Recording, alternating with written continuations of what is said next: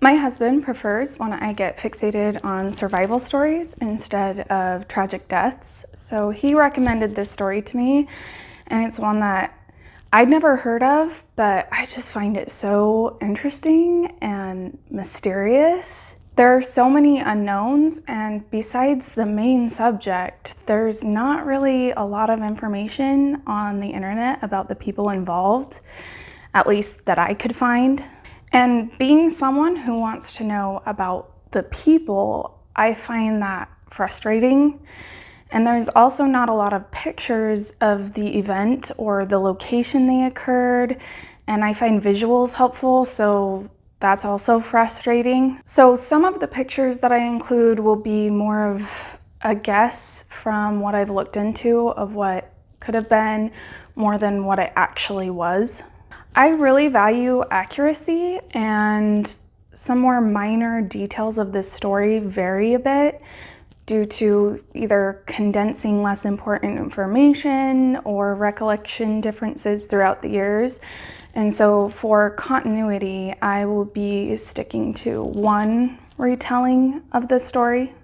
With that said, it is estimated by the Nature Conservancy that 1/3 of all plant and animal life live in the Amazon rainforest. And that number used to be closer to half. With the various dangerous species, diseases, and forces of nature one can encounter, being with others and having necessities is dangerous enough, but it is no place to be lost alone without even a knife.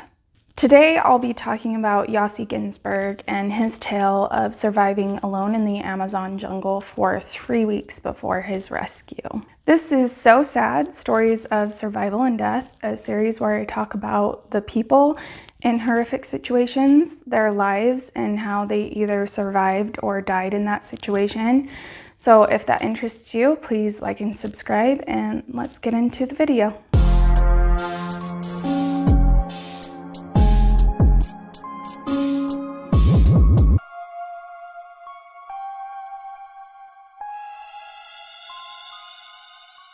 Yossi Ghinsberg was born April 25th, 1959 in Tel Aviv, Israel. His parents were Holocaust survivors.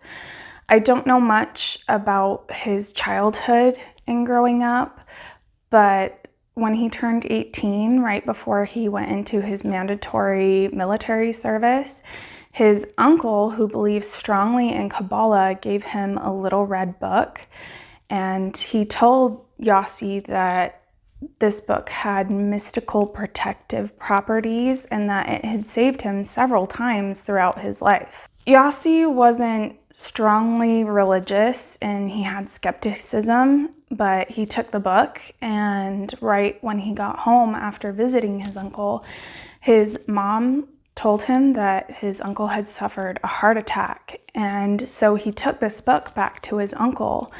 And when his uncle awoke from unconsciousness, he gave the book back to Yossi because he wanted him to have it, and soon after that, he died. Yossi kept the book on him at all times after this because why not? And he began to feel some sort of protection from it, and even feels that it had saved his life at least once. Yossi served in the Israel Navy for 3 years at the Red Sea, and he befriended the Bedouin of the Sinai Desert, and he was very intrigued by their nomadic culture. Inspired by the Bedouin and Henri Charrier's book Papillon, Yossi sought adventure in the Amazon after he got out of the Navy, and he dreamed of meeting indigenous tribes and experiencing their way of life. Yossi worked several jobs, including construction in Norway, fishing in Alaska, and unloading and loading trucks in New York City in order to save money for traveling. And when he was 21 or 22, he made his way down to South America hitchhiking. He spent time backpacking around the Amazon, and near the end of his trip, he was on his way to Machu Picchu, and he decided to make a side excursion to go see the island of Tequila. As the boat traveling to Tequila left the docks, a man came running up, frantically waving, trying to get them to stop because it was the only boat out for the day. And that man was Marcus Stam from Switzerland. He was very personable and he would talk to people like they were old friends. And soon he was conversing with everyone on the boat, speaking in German, English, and French. Yossi and Marcus became fast friends and they decided to split costs and stay together while in Tequila. And Marcus was very open about his life. He was a 28-year-old teacher and had just gone through a really rough breakup with his girlfriend of 9 years. She had told him that he needed to travel more and broaden his horizons, and then she left him. Yossi planned to continue to Machu Picchu, but Marcus convinced him to go to La Paz with him instead. They spent a bit of time in La Paz, and one day while at the market, Yossi noticed a European man in his mid-30s who looked to be an adventurer watching him. And when Yossi made pointed eye contact at him, he quickly came over and introduced himself. He said his name was Karl Ruprechter and that he was an Austrian geologist and had been in Bolivia, living there for the last 10 years, looking for gold, uranium, and antiquities. And then he offered Yossi an adventure like none other.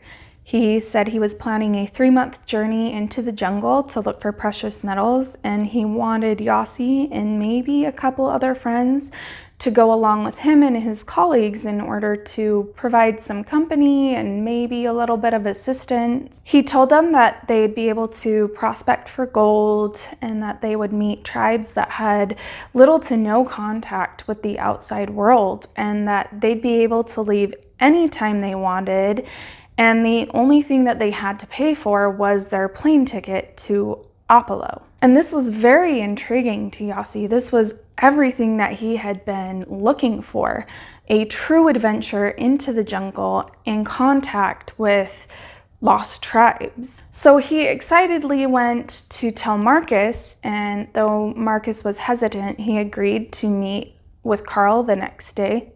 And the next day, Yossi met up with Marcus, and Marcus brought his best friend along as well, 29-year-old Kevin Gale. He was an American photographer, and he was well known and somewhat of a legend among the backpackers in the area at that time. He had been backpacking around the Amazon for the previous 2 years, and he was said to have done it all and was known for his strength and endurance. So even though Yossi had never met him, he knew about him. And Karl's proposal was also very intriguing to Kevin because Kevin felt like he hadn't had a true jungle experience in the time that he'd been there. And this was like his last opportunity to do so before he returned to the US for Thanksgiving. So after talking with Karl, who drew a map of the area that they'd be traveling because there were no decent printed maps, and he again promised gold prospecting and contact with the native tribes, Yossi and Kevin were 100% in. And even though Marcus was still hesitant, he agreed to go as well. Kevin pushed back his return date, and Karl gave them a list of supplies that they would need. And while they were preparing, Karl came to them and told them that he would have to cancel the trip because he had just received an urgent letter from his uncle who needed help delivering a truck that he had just bought to his cattle ranch in about a month's time. And since Karl was the only family nearby, he was the only one that could do it. Karl said that he wouldn't be able to accomplish anything with work in a month's time, but he offered to be a paid guide for them for that month. He hand drew another map and said he knew of another indigenous tribe that lived near this village of Azariamas, and that there was a gold mining site called Curie Playa that was in the off season, so even though it was most likely uninhabited, they'd be able to stay there and do a little bit of prospecting. The group agreed, so they gathered their supplies and they headed out on November 4th, 1981. They flew to Apollo and then walked to Azariamas, where there were a couple ranches, and they met and ate with the families and workers. And then they started their journey to look for the lost tribe that Carl told them about. Over the next several days, a divide started to happen in the group. They had only taken a little bit of rice and beans along with them because Carl had said that they could hunt for any food that they needed, that it wouldn't be a problem. Carl was an expert outdoorsman and hunter and seemed to really enjoy the hunt, and he would take charge in setting up the camp and preparing all the meals. And Marcus had a really soft heart, and he didn't want to be a part of the hunting or preparing of the meat. It just really affected him. And he especially had a hard time when Carl killed a sloth and a monkey for them to eat. He wouldn't even touch the monkey. He wouldn't eat it. But he still appreciated Carl for tending to needs, and he would help him out as much as he could, and he started referring to him as Papa. And Marcus would also hold branches out of the way for the others as they walked, or warn them about hazards or obstacles that were in the way, and he would be offended when they didn't do the same for him. He seemed very miserable and unhappy with the trip, and he thought that Yossi and Kevin were just being lazy and taking advantage of Carl. And Yossi and Kevin were frustrated with Marcus and how he complained about everything or took issue with everything, and they just started to split up.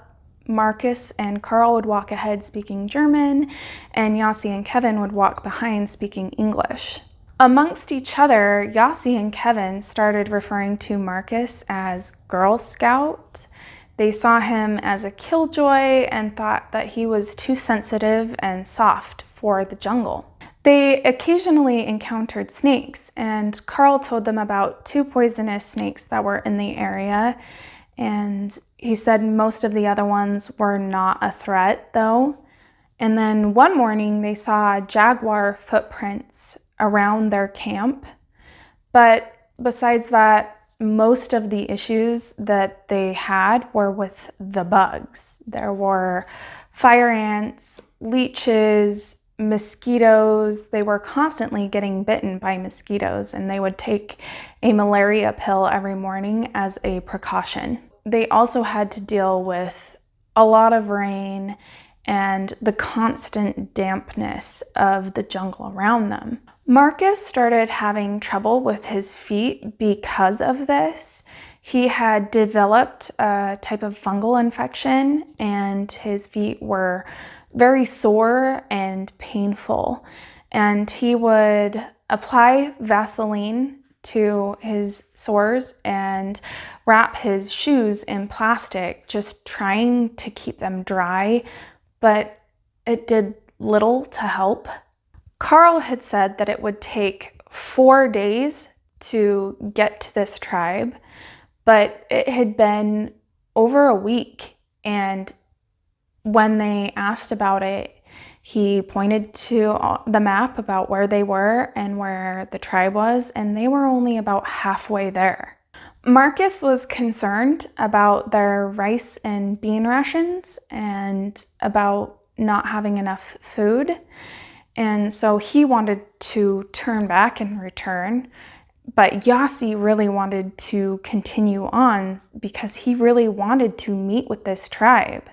And even though Kevin really wanted to continue on as well, he just decided that they should return. And Yossi was pretty bitter about it, but he was outnumbered, and so they started to head back. So at this point, the contention between Marcus and Yossi and Kevin was at an all-time high.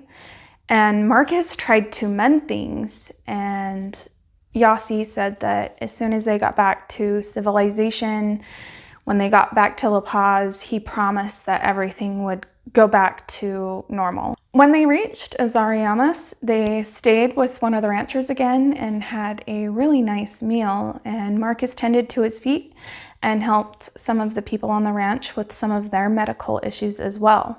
They were staying along the Tuichi River, and Kevin got the idea that instead of walking back to Apalo, they could raft down the Tuichi to Rurrenabaque, and then they could fly back to La Paz from there. He was disappointed that they never got to meet with the tribe, and so he saw this as a way to make something of the trip for the remaining week that they had left. Though Marcus's feet were in really bad condition, and the others felt that he should take the rancher up on an offer to get him back to Apalo, Marcus refused and said that they needed to stay together. He was adamant that they were in this together from start to finish. The rancher and his workers and closest neighbor helped them build a raft, and while that construction was going on, Yossi and Carl prospected for a little bit of gold, but what they did find was negligible.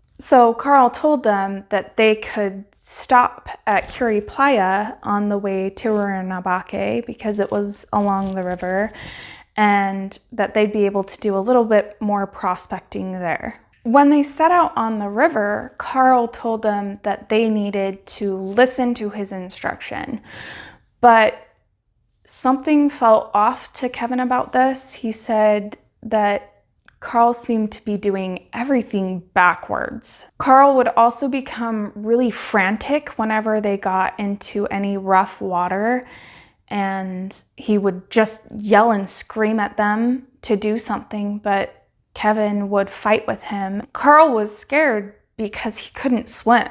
After about a day on the river, Carl suddenly told them about a canyon that they would be coming to and a section called the Malpaso San Pedro, and he said that no one could go through that. So they had to get out of the river, take apart the raft, hike down past it, and then continue on after that. Kevin and Yossi, mostly Kevin, was kind of worried about this. Like, why hadn't Carl brought this up before? Why is it suddenly an issue? Why were we not told about this before we left on this?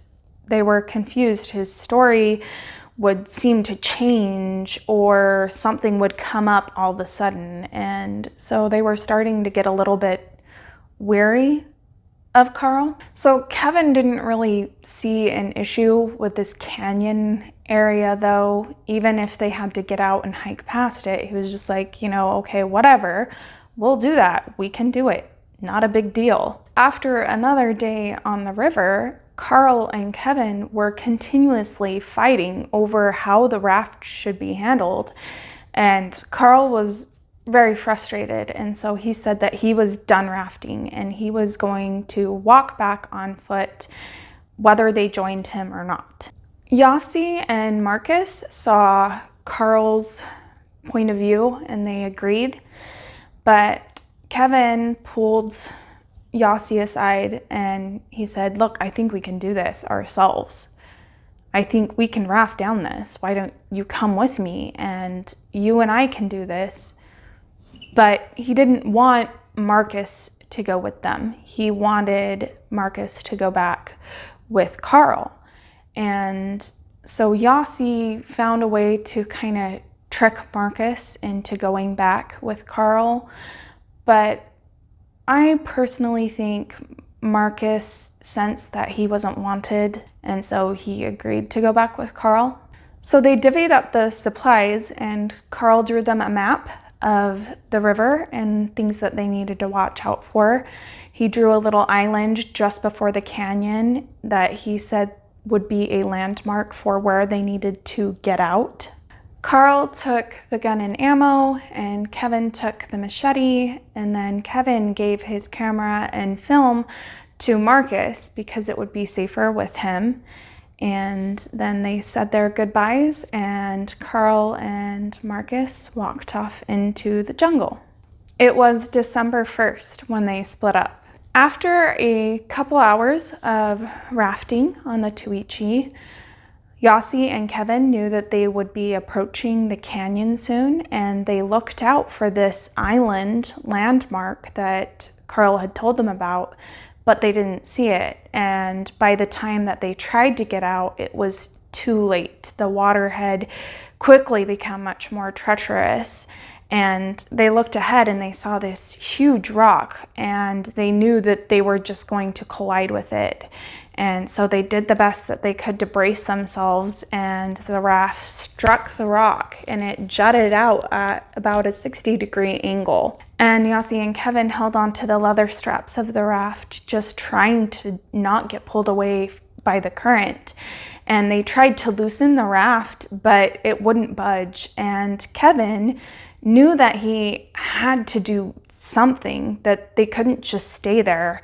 So he told Yossi that he was going to jump in and swim for the shore, and that when he got there, Yossi needed to throw him his shoes and the machete, and then he would find a vine and cut it and throw it out to Yossi, and they could tie their gear up, and then he could pull the gear and Yossi to the shore. And before Yossi could protest, Kevin jumped in the water, and Yossi looked for him, and he finally saw him come out of the water around 25 yards downstream up by a rock, and Kevin was able to get out. And he yelled for Yossi to throw him his shoes and the machete, and as Yossi did, the raft came loose from the rock and sent him careening down the river. So Kevin chased after Yossi down the river, yelling at him to just not let go of the raft and that he would find him. And Yossi yelled back that he would wait for him, but he didn't think that Kevin could hear him. Yossi held on really tight to the leather straps, and soon he went over a 10-foot waterfall, and he was pulled under by the current for a long time. And just before he felt like he was going to drown, he surfaced again and was able to get a deep breath of air and be able to orient himself a little bit.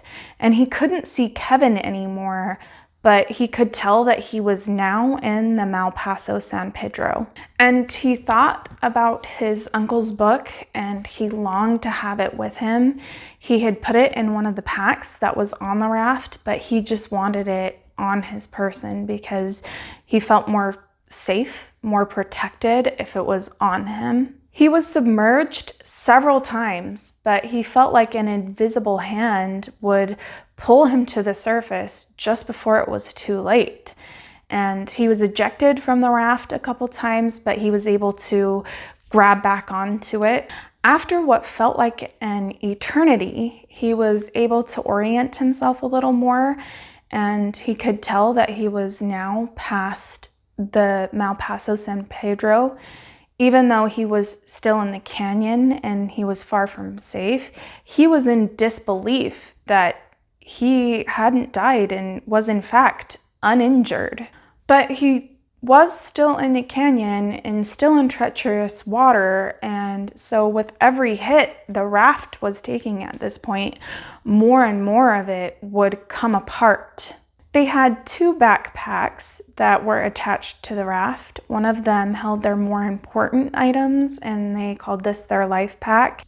And Yossi knew that no matter what, he had to keep an eye on the life pack and make sure that it was still with him, because without it, he and they would die. And he noticed that at one point the life pack had come loose of the raft, so he grabbed onto it and he tied it back to the raft. But after one more hit, more of the raft came apart with the life pack, and it was now out of reach. So he was clinging on to what was left of the raft, and he tried to watch it, but he went around a bend and the rest of the raft and the pack didn't follow. So he knew it must have gotten caught on something. Yossi neared the right bank of the river, and he took the chance to leap out, abandoning the rest of the raft and the other backpack. And he was surprised when he was standing in knee-deep water. And at this point, he was relieved to be alive. He knew Kevin was heading down the river to him. It shouldn't take him more than a day to get to him. He didn't know how long he'd been in the river or how far away from Kevin he was, but he knew that it wasn't too far. They should be able to meet up within a day at most. And he also knew that Curie Playa was somewhere nearby and that there was a path back to civilization from Curie Playa. So he climbed up some rocks nearby, and he was able to see that the rest of the raft had gotten stuck behind, and he prayed that the life pack was still with that part of the raft. But there was no way for him to get to it that day. It was getting late and dark and cold, and he knew he needed to find some sort of shelter for the night. So he went and he gathered some sticks and leaves and kind of braced it up against this outcropping of rock, and he stayed there that night. The next day, he got up and he called out for Kevin here and there, but he knew he couldn't just sit there and wait all day.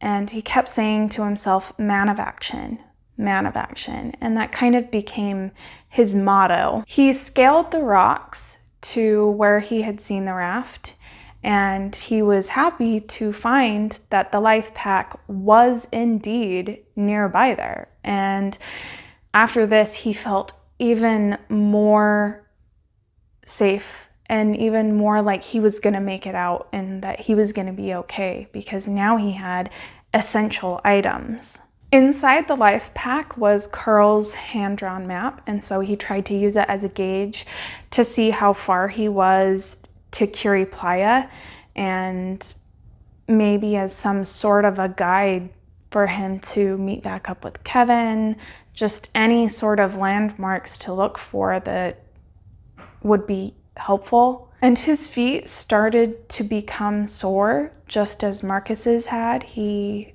developed that same fungus, and he really felt for Marcus and how he had treated him, and he began to feel bad because now he realized just how bad, just how painful this fungus really was. So he looked for some Vaseline that he could put on his feet to try to protect them, but he couldn't find any.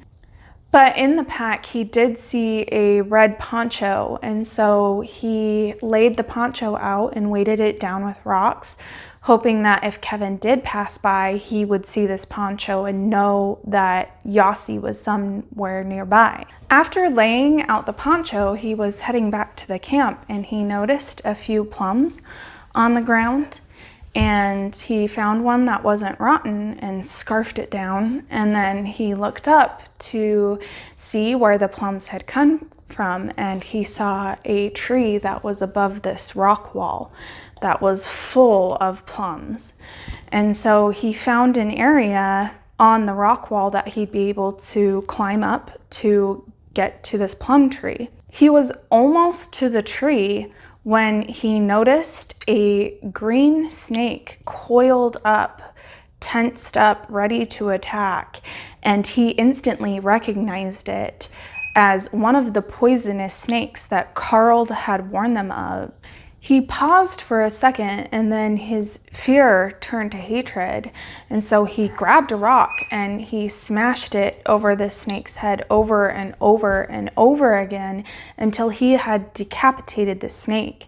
And then he peeled the skin off the body of the snake, and gutted it and threw the meat down by the shore of the river.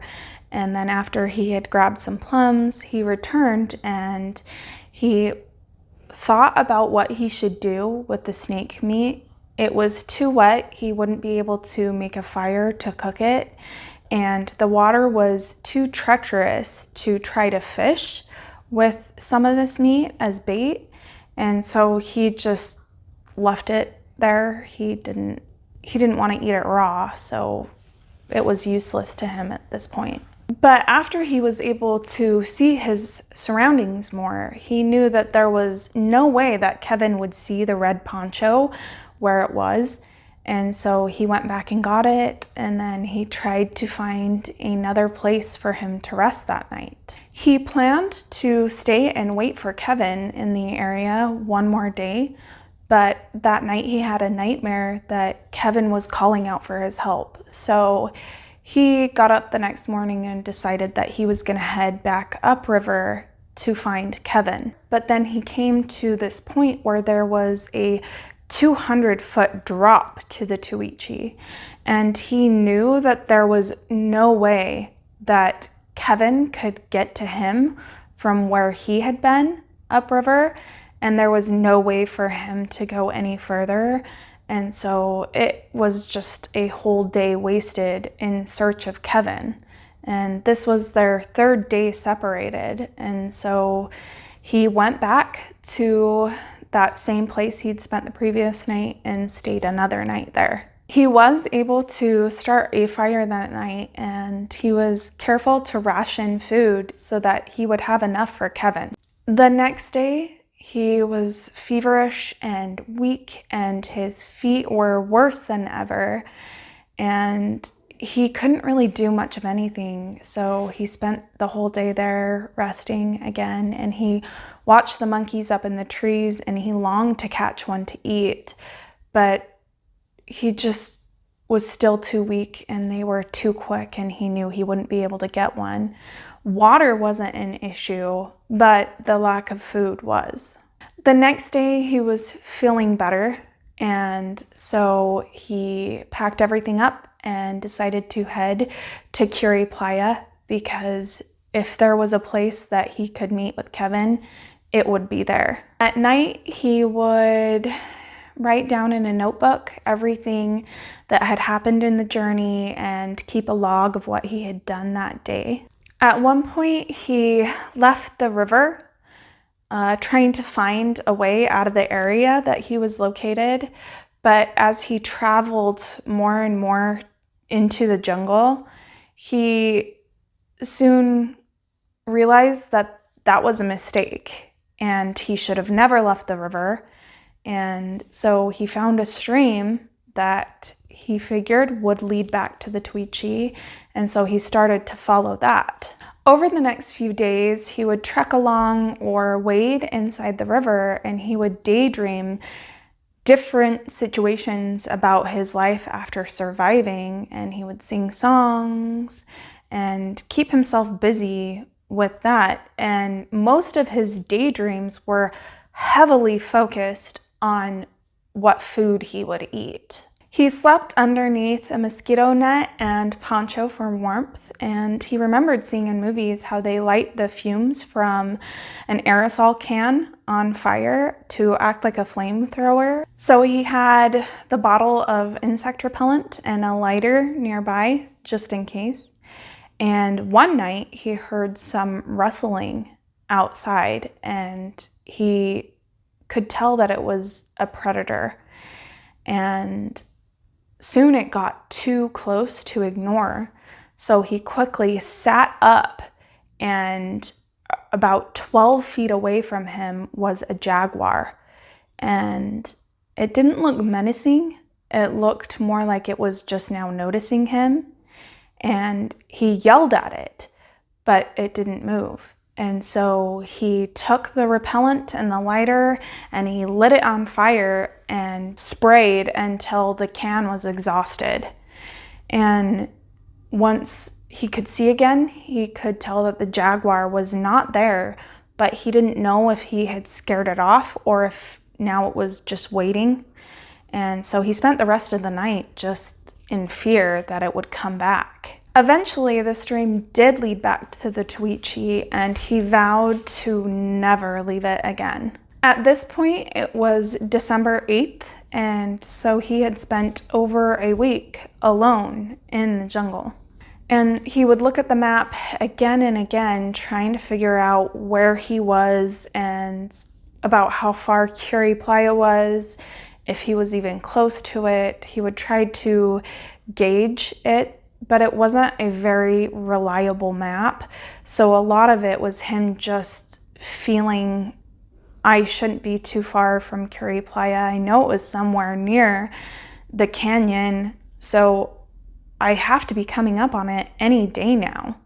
And he spent the next few days just trekking along the river, and he would eat berries and fruits that he found on the ground. The rice and beans had gotten damp and moldy, and so he ate small amounts of garlic, salt, and spices from the pack, and he was able to fish, and he caught 4 small minnows, and he tried to use one as bait for a larger fish, but the water was too treacherous. They were now in the rainy season, so the water was moving a lot faster, so it wasn't really a good time to fish for bigger prey, but he did have a few small minnows to eat. He had been walking along the river for a few days now, and he still hadn't come to Curie Playa.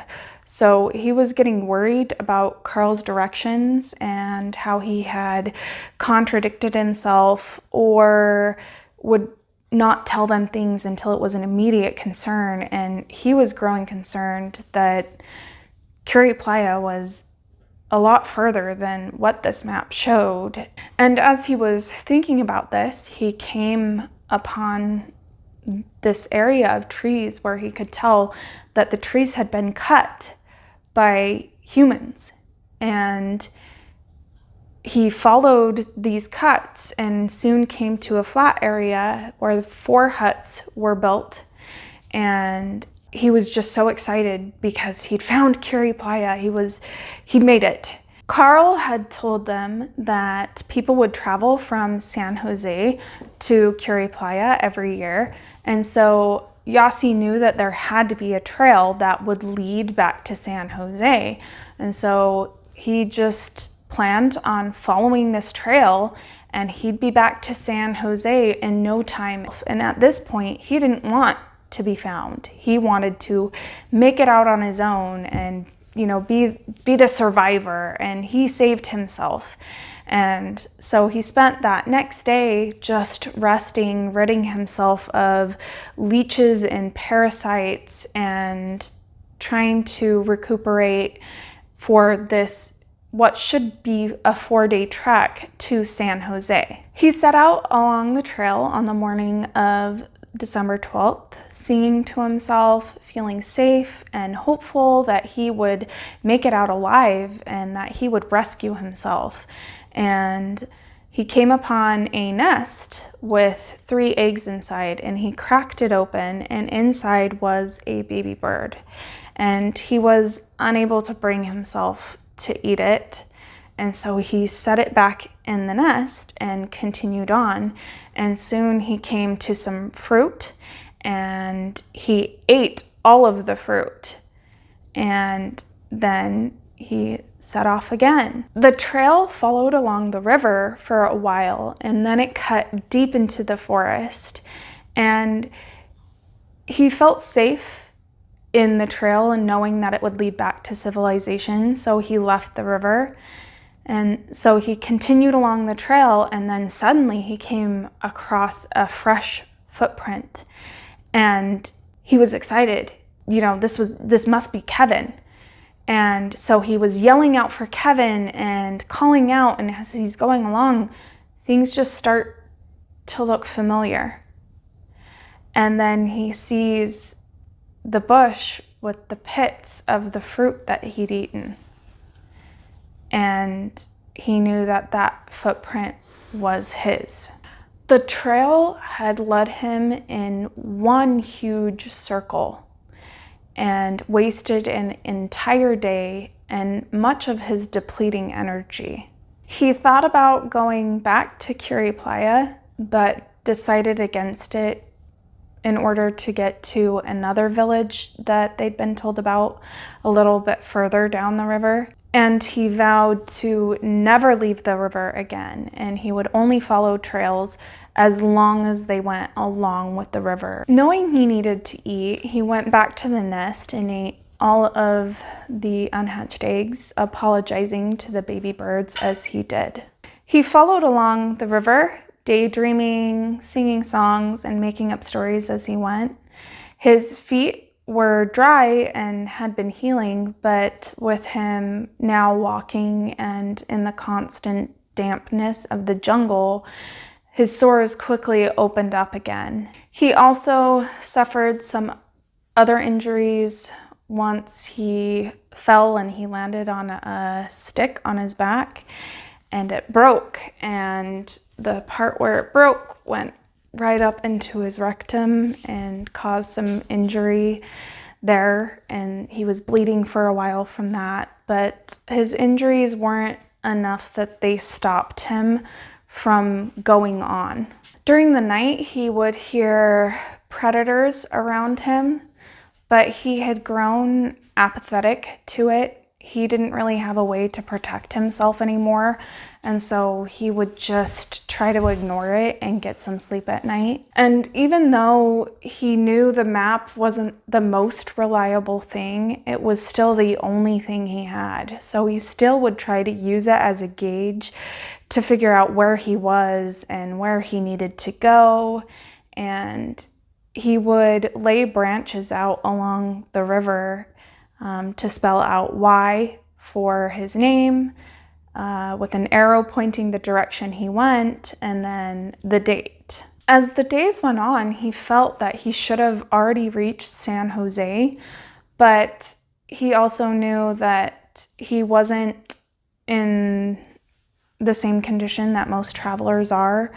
And he had passed out a few times, his feet were worse than ever, and so he just figured that that's why he hadn't reached there yet. It was now in the rainy season, and after a particularly rainy and stormy day, he was camped out at the riverbank, and the river started to rise, and so he had to hurriedly leave the riverbank, but he was caught up into the river. But he was able to grab onto the trees because of how flooded it was. The trees were in his path, so he was able to grab onto the trees and pull himself out. On December 17th, he heard a plane overhead, and he knew it had to be Kevin. So he rushed back to the now receded river, and he was able to see it, but it was flying too high and too fast, and he knew that they would not be able to see him in the canopy of trees, and soon the plane was gone. He collapsed in despair, and in that moment, he gave up. But then he heard crying by him, and he looked over, and he saw this young woman, and he instantly got up and he was like, no, they'll come back. They have to come back. They'll come back tomorrow. It'll be okay. They'll rescue us. And this girl gave him a renewed sense of purpose. And they traveled along the river together, and she was constantly crying and just seemed hopeless. So Yossi did the best he could to keep her spirits up, and he would gather food for them and he would comfort her. On the 18th, he heard the plane again, and he ran towards the sound. He knew that the plane wouldn't be able to see him, but he still wanted to see it. But after the sounds from the plane grew distant, he headed back, his hopes dashed. And as he walked along, he wasn't really paying close attention to where he walked, and he stepped right into a bog, and he went right up waist deep into this bog, and it was really thick. He tried to move, but he couldn't get his feet out, and the more he moved, the more he sank in. He continued slowly sinking into the bog, and he tried to think of a way to get out, but he couldn't see any possible way. So he grabbed the pack from his back and he pulled out these pills, and he thought about overdosing before the bog could kill him, but he decided against it. He wanted to live, and he was gonna do anything he could to do so for as long as he could. So he stretched himself over the top of the bog, distributing his weight, and slowly kicked his feet free. After about half an hour, he was able to get himself free, and he carefully grabbed the pack and got out of the bog. That night, he laid out a spot for him and the girl to rest, and as he went to pull her in, he realized that there was nothing there. The girl was just a hallucination. And he had been questioning his sanity a little bit here and there. He'd heard voices before and then realized that he was just imagining it. But this was the first visual thing that he'd imagined. And so he started to ignore her, and soon she disappeared. On the 19th, he set up camp, and sometime during the night, he was attacked by a colony of termites, and they bit him all over his body.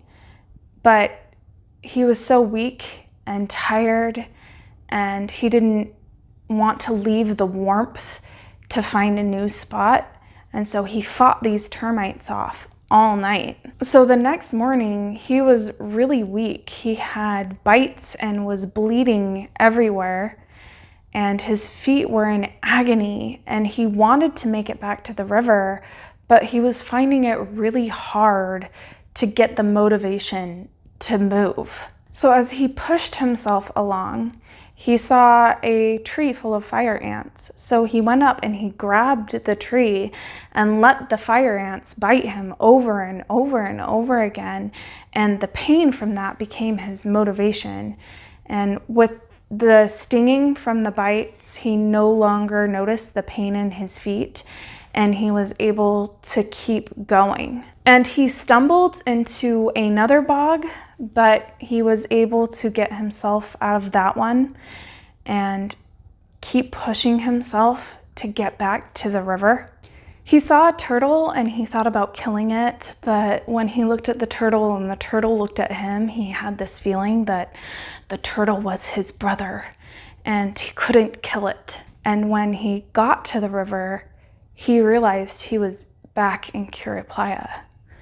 The huts had been destroyed by the river flooding, but he knew it was the same place he'd been.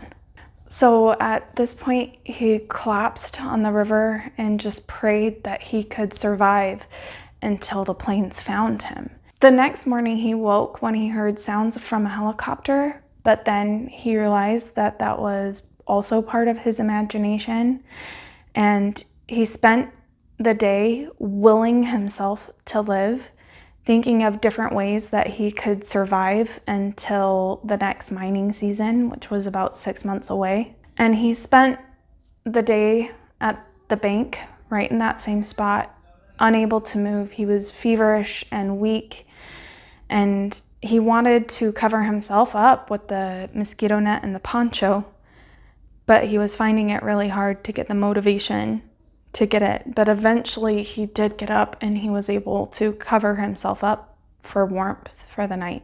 The next morning he heard a loud buzzing, and he thought it was a bee, and the sound got louder and louder, and afraid that the bee had gotten underneath his covers, he threw them off, and then he realized that there was no bee. And he looked out toward the river, and he saw 4 people standing by a canoe getting ready to leave. And he stood up excited to see people, and he was waving and yelling, but they couldn't hear him. And then suddenly, one of them looked up and saw him, and it was Kevin. Kevin told Yossi not to move, and he ran to him and embraced him. And it was then that Yossi realized that he hadn't been imagining this, that this was real. He was given bread and lemonade, and as they traveled down the river in the canoe, Yossi and Kevin talked about what happened while they were apart. Kevin had followed Yossi down the river, but after 3 days of not finding him and his feet also being infected with this fungus, he knew that he had to get out. On the 4th day, he rested, and then on the 5th day, he found a log and he got it into the river, and he just floated on this log for a long time, calling out for Yossi as he went. But eventually, he saw 2 people in a canoe fishing along the bank, and he called out for help. And they helped him, and they told him that they only went fishing and hunting that far up the river twice a year. So Kevin was really lucky to have been found by these people. And so Kevin spent 5 days in the jungle alone before he was rescued. And then Kevin went on to San Jose and then to Ruanabaque. And when he got to Ruanabaque, he realized that there was no way that Yossi could have floated down all the way to Ruanabaque. So he found a way to get in touch with the embassies and try to launch a search for Yossi. But it wasn't until the 17th or 18th that they were able to do this. And while he was in La Paz, Kevin went to the meeting place that they had discussed with Marcus and Carl before they had separated, to where they would meet up afterwards. And he was surprised to learn that they hadn't returned yet. So he went and he talked to the Swiss and Austrian embassies about them. And when he went to talk to the Austrian embassy, he was surprised to learn that Carl was not who he said he was. He was not a geologist, and he had no uncle in the area. He was actually a wanted criminal and professional troublemaker who had been involved with radical leftist groups in Europe 10 years prior. He had escaped to Bolivia, and though the embassy knew that he was there wasn't really anything that they could do about it. And so they saw his disappearance as good news, and they didn't want to do anything to help them find him. Carl had also been known to do this kind of thing before. 4 years earlier, he had led a German man into the jungle under promises of adventure, but when the man grew ill, Carl abandoned him, and the German man was able to make it to a ranch and be saved by the people there. Kevin was heavily involved and heavily insistent on the rescue of Yossi. He's the reason that they even started a search and took a plane out on the 17th and 18th. But after that, they knew that there was no way that they were going to find him that way. And everyone at the embassy kind of felt that Yossi was already dead. At this point, it was, 2.5 weeks that he'd been missing in the jungle. And so they had given up. But they told Kevin that he could hire someone to take him upriver in a canoe and look for him on his own. And they pointed out a couple people that might be willing to help. And so Kevin was able to get a ride up the river to search for Yossi. And they got to a point where they told Kevin that at this next bank, we are turning around and returning. We can't go any further than this. So when they reached the bank and got out, Kevin was very upset because that meant the search was over. And that's when he looked up and saw Yossi.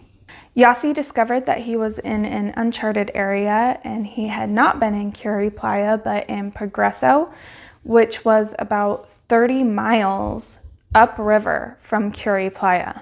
And Progreso had been abandoned for about 10 years since it was discovered that it wasn't really a good site for gold prospecting. He had been in the worst storm in a decade, but it was only because of the heavy rain that the canoe was able to make it that far upriver. And he also discovered that there was no indigenous tribe in the area. And so Kevin and Yossi debated about what Carl's motives could have been, because it couldn't have been money, because he spent more money on this venture than he made from it. So what were his motives?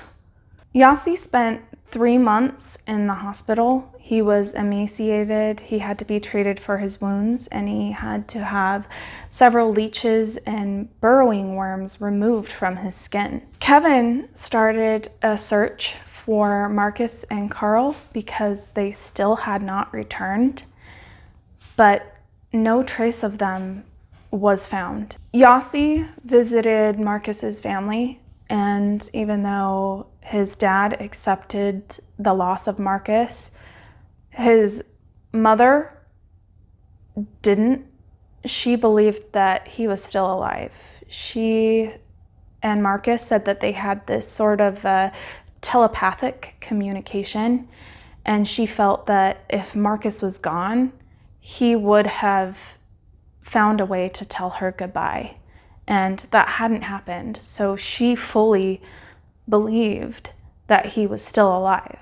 Yossi returned to Israel and went to Tel Aviv University and got degrees in Jewish philosophy and business administration, and he continues to study different religions. Kevin met an Israeli woman during his searches for the others, and he married her a year later and moved to Tel Aviv as well.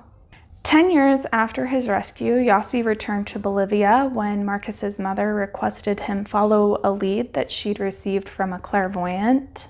She believed that he was in Peru living with a remote village that had found and rescued him, and that he had lost his memory, and that's why he had never returned.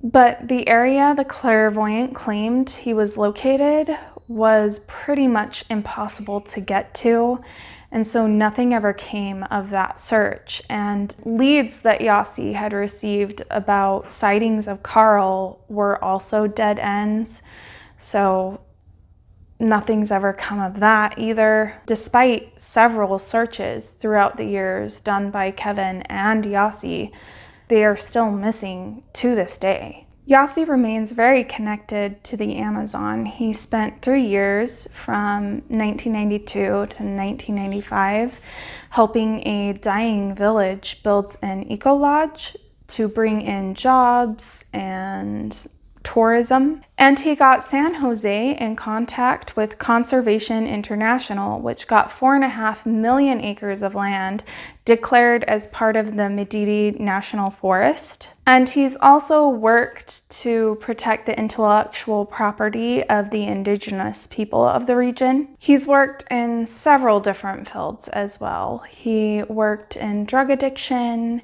and with landscaping and interior design labels, and as a tech entrepreneur, and he's been a motivational speaker since 2001. He's married 3 times and has 4 children. Yossi has some very interesting views on the world, and you can find some of his speeches here on YouTube. He sees us all as connected to each other and to nature, and that we are all responsible for what happens in the world.